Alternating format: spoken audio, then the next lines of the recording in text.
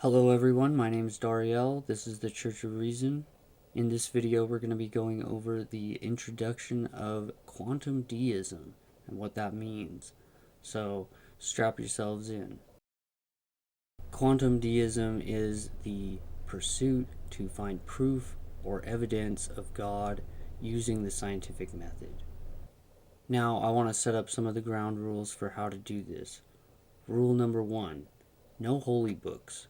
You can't use the Bible, the Quran, the Vedas, Book of Mormon, whatever you subscribe to is not going to be used in this practice, okay? Rule number 2, no anecdotal evidence. You can't use stories about you saw an angel or somebody had a holy experience or anything like that. Everything that is used has to be things that are observed in the world we live in. Now, first off, I want to go over some things in evolution theory that you may not have encountered in your typical studies. First off is the emergence of life on the planet. Now, I want to talk about how this happened and what we know about what happened. Now, in the earliest days of life, there was a primordial soup. Basically, the oceans were the proper conditions to form life. Now, we want to talk about some of the things that happened in this time. Now, one is the DNA. Now, some people have speculated that it's RNA that was the original code for life. That's fine. Whatever it is, DNA or RNA, it can be seen as a strand. And what this is a molecule that is basically a bunch of atoms stitched together to form a molecule. One long molecule. Okay? Now, that's required for life to exist, but it's not the only requirement. What we also need is a thing called a ribosome. And this is something that everybody should look up is a ribosome.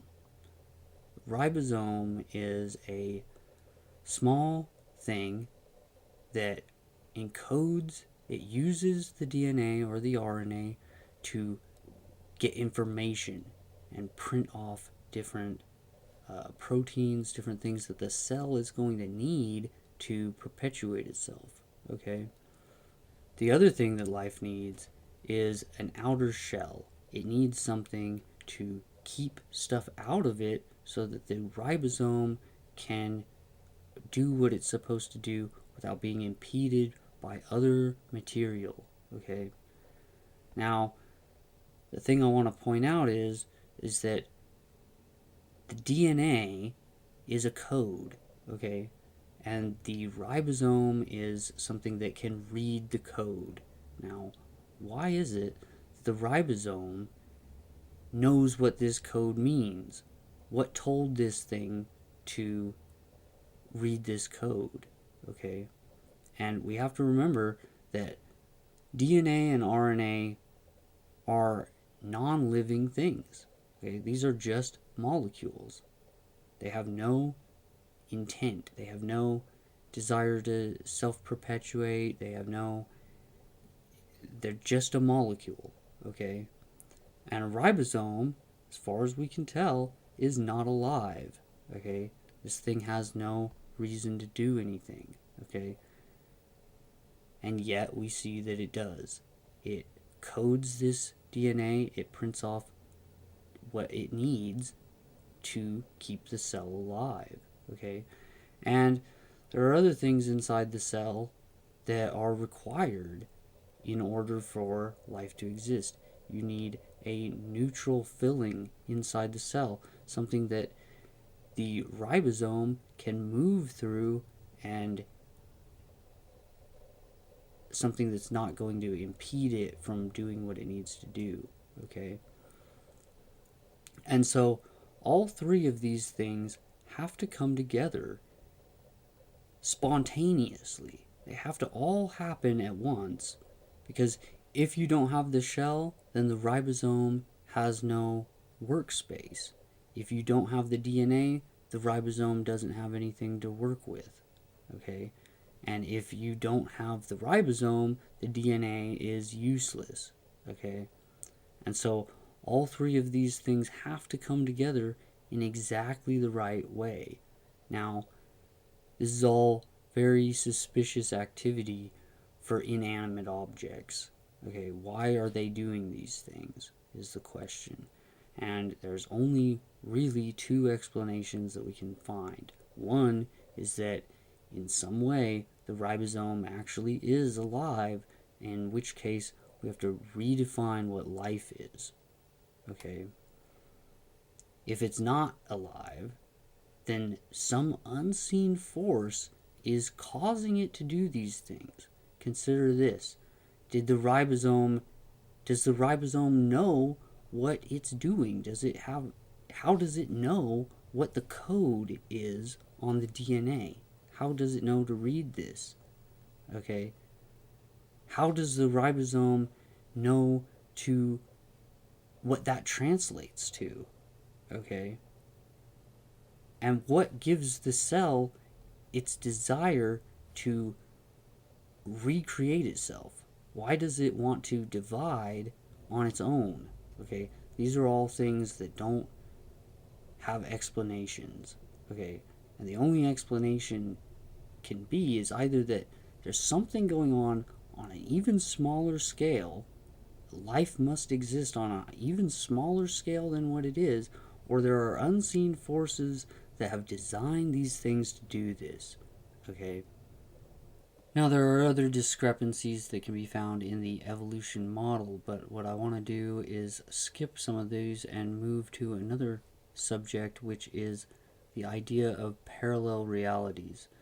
Now, what I want to talk about next is in regards to the fourth, fifth, and sixth dimensions. Okay, and I want to use this as a model to visualize these things. Okay, so what we have here is a three-dimensional object. Okay, and I've put this galaxy on the face of it just as an indication that this is our universe. Okay, our universe, of course, is made up of millions of galaxies. Okay, but this is just so you can visualize our universe, and the other objects I'm going to use are going to have other images on them. So don't get too caught up in that image. Okay, but if we look at this object, we can see that it has, in fact, three dimensions. Okay, but these dimensions that are shown here are not the dimensions of height, length, and width. Okay, these are the dimensions of time and the fifth dimension. Okay, and so let's explain this. Okay, so if we turn this sideways, we can draw a line here, and we can say that this line represents the fourth dimension. Okay, and the best way that I can describe this is if you ever have a video, if you're watching a movie and you pause that video and you look at the bottom, you have that timeline where you can fast forward and pause and stop, right? Okay, that line at the bottom is a measurement of time as a line. Okay, so we can measure time in that way. Okay, we observe the passage of time. Okay, but time does not flow at the same speed throughout the entire universe. They've done experiments on this that have proven that time dilation occurs. Okay, and how it works is that if we go to this model here, okay, if you've ever seen a space documentary, you've probably seen some sort of model that looks like this, okay, which is the dipping and bending of space-time. Okay, and so there's no confusion here. This line, this space-time warping, This is just to show, just to give a visual, okay? What it actually looks like is really more like this, okay? It's really warping in every direction, okay? Now, but this model gives you a simplistic kind of view of it, but it's working in every direction. Okay, this space-time is three-dimensional, but when we visualize it, we usually just defer to this model here, okay? And what this indicates here is that time does not flow in a straight line, okay? Now, if we have a timeline, we have this timeline here that is showing, okay, let's assume that this is the beginning of the universe, and then on the other end you have the end of the universe, okay? Assuming that it has a beginning and end, but, let's just, just use your imagination here that this is the beginning and end of time, okay? It is being indicated by this line, okay? Now, because time warps and bends, we actually have an up and down line, okay? And this line is the fifth dimension, okay?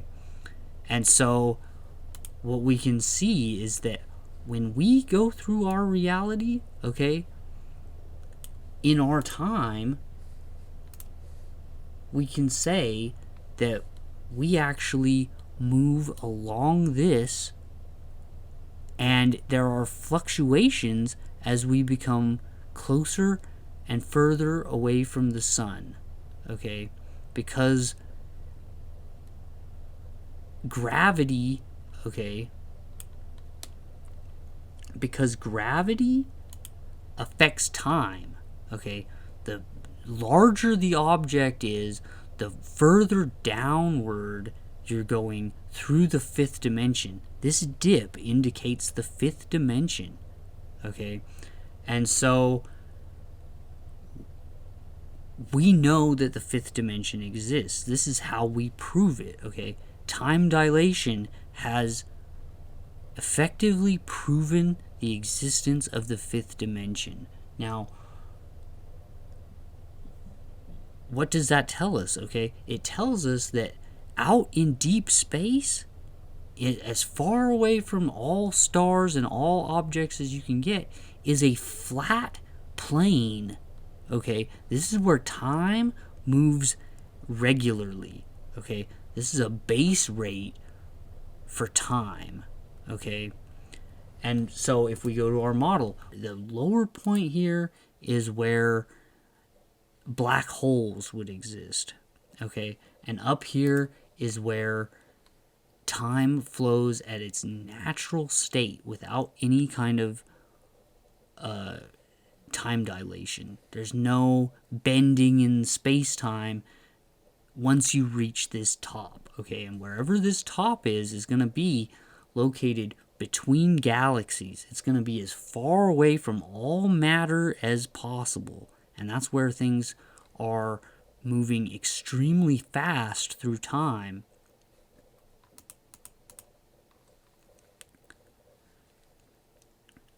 Okay, and so what the question is now is, at what point, when you get out to this area where you're as far away from everything as possible and time is moving as flat as it possibly can, what is above that? What happens if you make a movement in the fifth dimension that goes beyond our reality? Okay, and what that means is that if you were able to reach that point beyond our reality, you would essentially blip out of existence. And the same thing applies on the other end. If you go to the deepest point of a black hole and you can actually breach our reality, okay, then you're going to end up in another place, okay? And based on the fact that time bends ends like this indicates that there is something below us and something above us, okay? And it's above us in a different dimension, okay? We're not talking about up and down in the same sense that people usually use the words, okay? It's something else. It's something above, fifth dimensionally, okay? And that's a hard thing to understand, but that's what we're talking about here. Now, the fifth dimension is one that definitely has a top and bottom in our universe, okay? But a dimension goes on forever, okay? The timeline goes on forever. The fifth dimension should go on forever, so that means that there is something beyond our universe, okay? This continues on upward and downward. Now,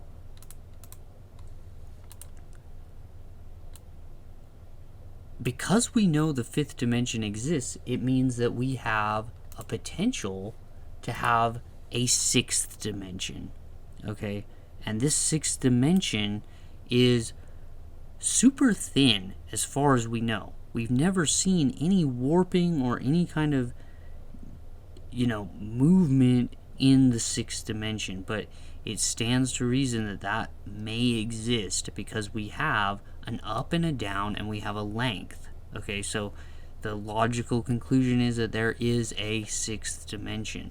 Now, what I want to do here is show you the next phase of this, okay?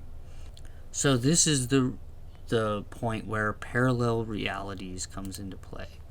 And the idea is that basically beyond our universe, along that sixth dimensional axis here, there could be parallel realities, okay? And I've used the DC Marvel comics as just kind of a, people are kind of familiar with that concept of parallel universes through the comic book fandom. Okay, so what we know is, Superman doesn't appear in Marvel, and those universes are divided really from, copyright infringement laws and stuff like that. But our separate universes would be divided by something else, okay? And what that means is that there are a potential for a multiverse, okay? And this is what they talk about in all these kinds of sci-fi kind of shows and things, okay? Is that reality is different from one universe to the next, okay? But they would run parallel to each other. This is where you get things like, in Doctor Strange or The Flash, you can have people moving from one universe to another. Okay, Doctor Strange moves along the sixth dimension, and he can move through realities. Okay, but this is all sci-fi stuff, right? But what we do know is that the fifth dimension actually exists. Okay, we have no proof that there is a sixth dimension. Really, it's something it's deferred to by the existence of the fourth and fifth dimension. That's how we're making an assumption here that the sixth dimension exists, okay? And that's where you get all these shows about, superheroes and things, okay? But what is observable is this fifth dimension. Okay, this dimension is known to us, okay? And so we know that this exists, okay? And what that means is that it does top out and it bottoms out, okay? And space-time is something that exists within this fifth dimension, okay? Now, it's in the observation of the limits of the fifth dimension in our universe that concepts like heaven and hell really take form, and these realities, these upper and lower realities, are the ones that would potentially be these locations, okay? And in those realities, we would see that they too would have a timeline and a time dilation, just as in our universe, we would see that they actually occupy the same space, okay? They would be realities that would have 3 dimensions, okay? In other words, there would be a physical heaven, a physical hell, a real, heaven and hell could be real places, okay? This is what this brings to the table here, okay? And so the idea that heaven and hell are real is a potential that a lot of people haven't looked at, because a lot of times when we're talking about the multiverse and stuff, we're talking about movements through the 6th dimension rather than we're talking about movements through the 5th dimension, okay? And the 5th dimension is one that is much more tangible, okay? It's much more observable in our universe, okay? Because of this time dilation, we know that there's something above us and there's something below us, okay? And it really comes into the idea that you have dips in this space-time that gives you this visualization that allows you to see that if space-time can bend, then there's something above it and below it, okay? It can't be nothing, okay? Especially when you start looking at things like black holes and stuff, because a black hole warps space-time to the maximum, okay? It's almost the highest possible way to visualize the 5th dimension, okay? And because it does that, we know that space-time actually supports the weight of a black hole, okay? It supports the weight of the sun, it supports the weight of the planets. Every object in our universe is held up by space-time. And what that infers is that there's either extreme pressure coming from the bottom, or this surface has an extreme elasticity, okay, that it's never been breached by anything in our universe that we know of, okay? But what's under that space-time, okay? The fact that it bends means that it can, in fact, be breached, okay? And what it also means is that there is a surface. There's a place in the universe where you would be if you could get there, and that location is outside of the galaxy. It's in between galaxies where there is absolutely no gravitational pull at all. At that location is the surface that would potentially, if you could just peel off that surface, you would enter into the upper dimension, or the upper reality, okay? You would end up in, presumably, heaven. And to breach through would mean that you would potentially fall into hell, okay? Now, it's at this point that somebody in the comment section should probably be wondering, what if this is all upside down? What if this is actually incorrect? What if it goes the other way, and that heaven would be down and hell would be up? Now, that's a different model for a different video, but what I call that is the devil's model, where everything's upside down, okay? And there's nothing wrong with it scientifically to observe it that way, but it does run you into some, theological issues when you look at, the question of what is God doing down there is a real, theological conundrum. So that's why we call this the devil's model, and we'll talk about that in a different video. But right now, I want to keep it straight, okay, and use this way of looking at it, okay. Now, one thing that I want to bring up here is that the possibility of these upper and lower realities really brings a explanation for what would cause the Big Bang, okay? Because right now what we have is a model that the current Big Bang model suggests that at some point in time an explosion happened, and that explosion, that all of our matter came from one central location, okay, and that all reality just sprang out from that, all matter emerged from the Big Bang.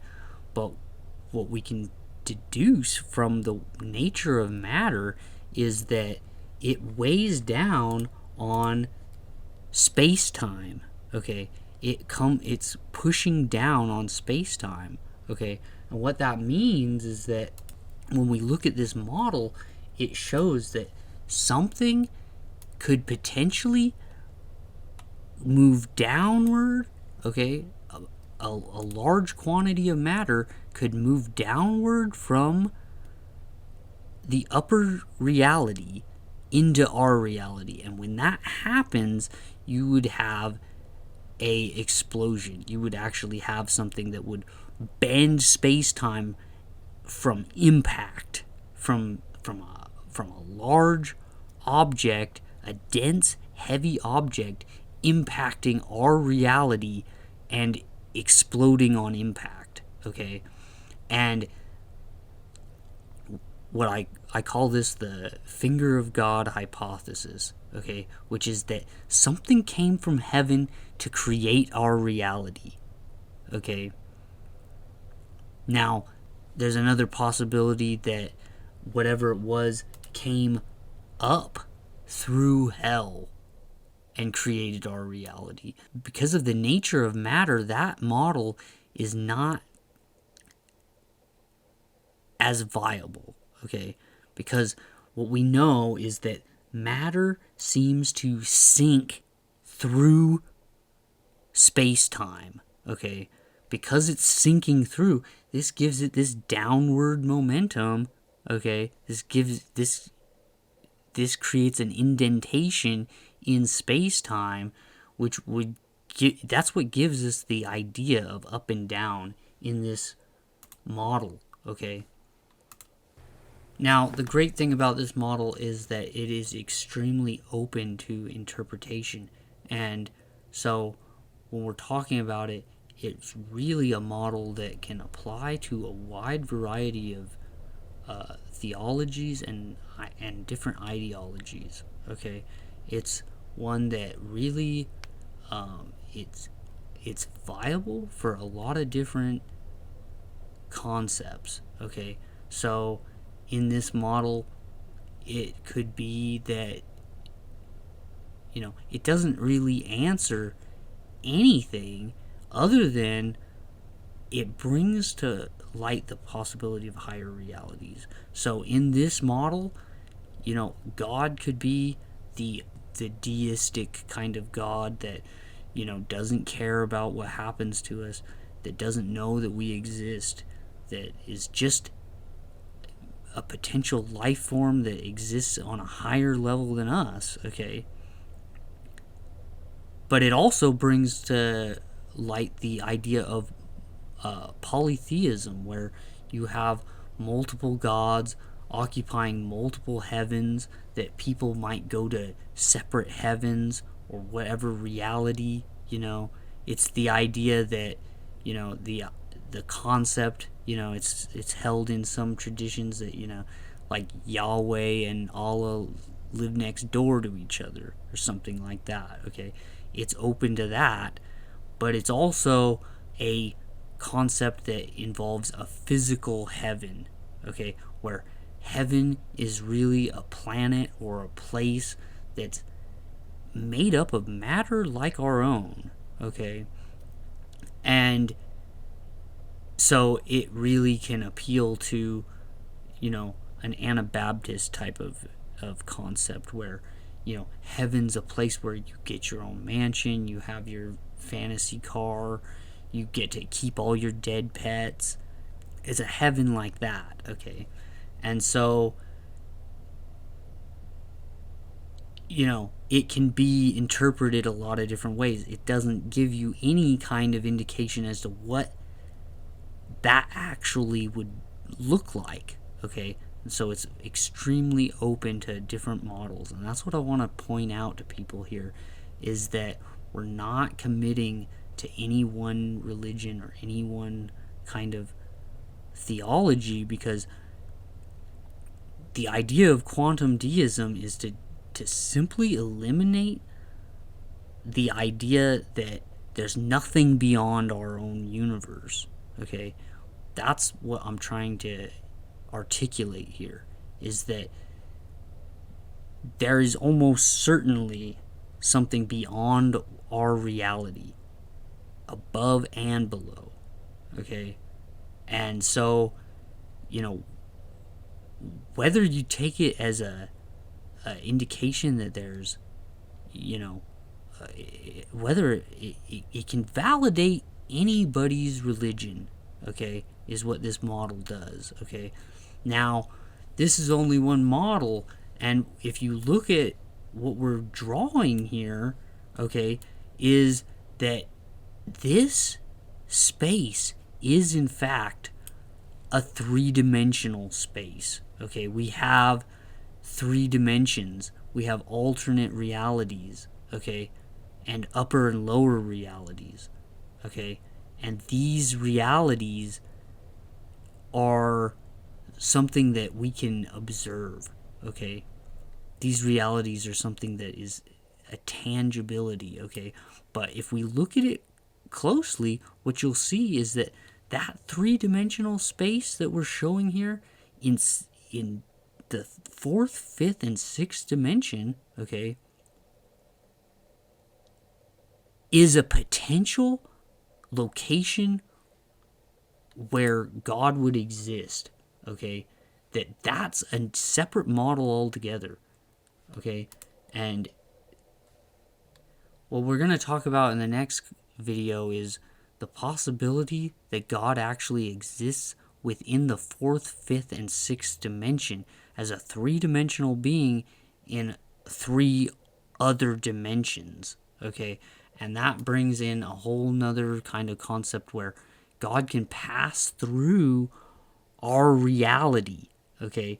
And this gets into a whole nother kind of theology where we're really talking more about monotheism. We're talking about, the God of Judaism and Christianity, Islam, these kinds of things, where he's beyond reality, okay? And that's a hard concept to grasp, because we're right now we're at the beginnings of this concept, but we're going to be talking about that in the next videos.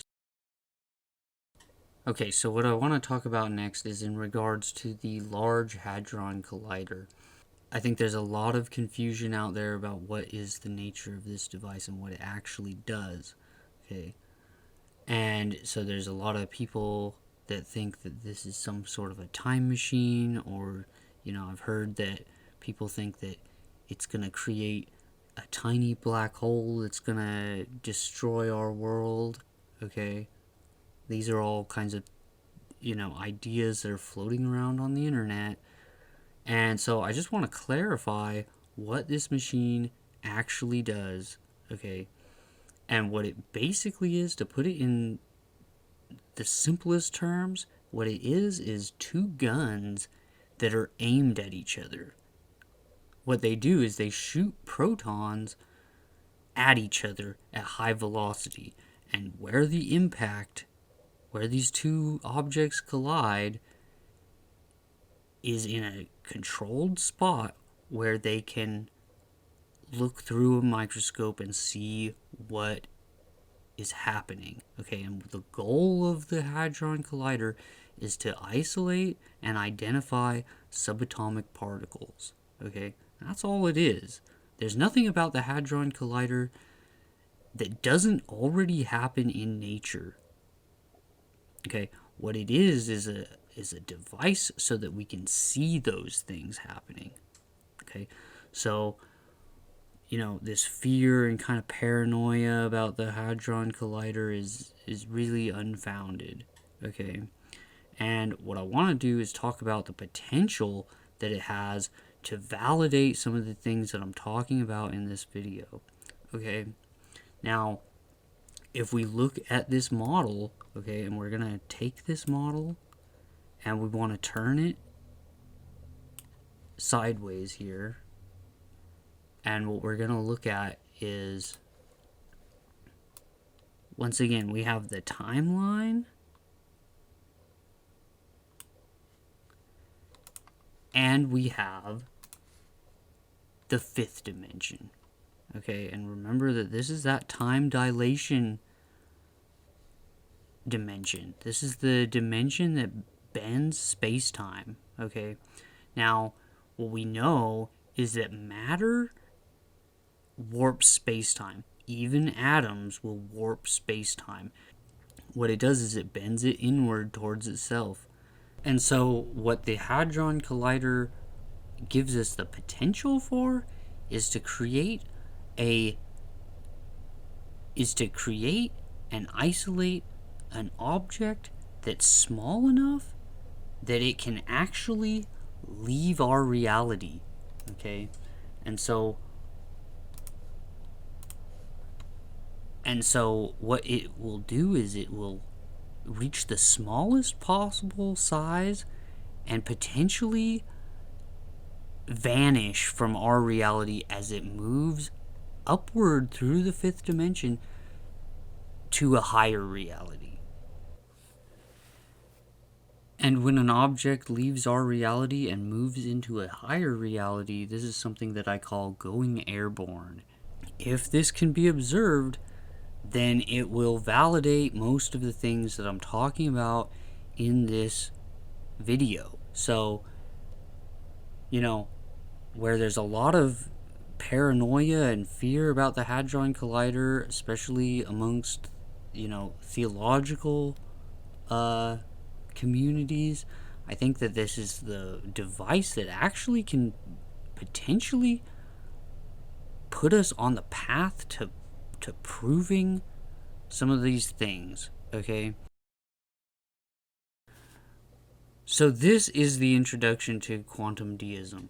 I hope that I was able to articulate and give a visual representation of these concepts in a way that makes sense to a wide audience. And in the next video, we're going to talk about some of the other models and elaborate on some of these concepts on a deeper level. But for now, I think that this is a good stopping point.